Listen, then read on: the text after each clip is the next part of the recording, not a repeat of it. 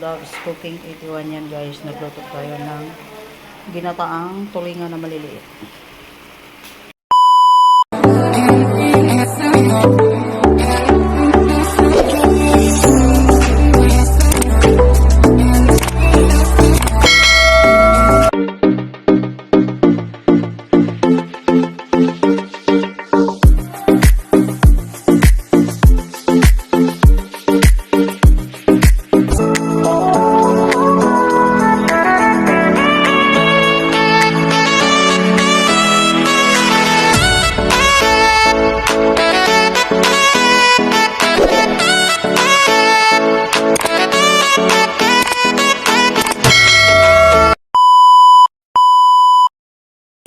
Magpaksiw tayo tapos paano natin, pinaksiw ko muna siya, pinaksiw Tapos, anong gagawin? tirahin natin, lagyan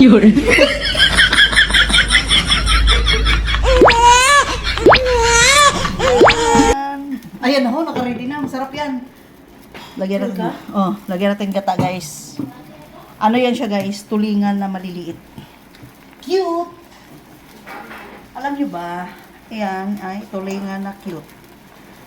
Yung bagong anak guys, lagyan natin ng gata. Nilaga ko muna yan siya, kaya akala mo luto na. Hilaw pa yan. Yan o. Lagyan natin ng kara, coconut milk. Yan. Gataan natin. Ano gusto mo? Lagyan pa natin ng pichay. Pasensya na kayo guys. Lagi ang gata ko ay artificial. Social. Ay, sorry. Sorry, Lord.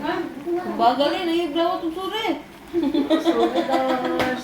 Oy, lagay mo na dun sa freezer para lumamig. Yan guys. Takpan muna natin. Ayan guys, nagluluto pa lang ng ulam pero ang isa nagpaplano na naman kung anong kakainin. Yan guys, sarap. Ginataang tulingan. Small tulingan. Small fish. Small fish.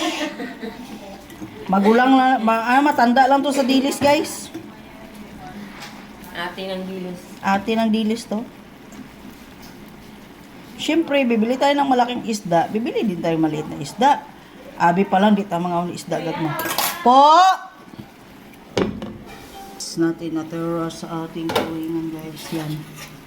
Patuyo na.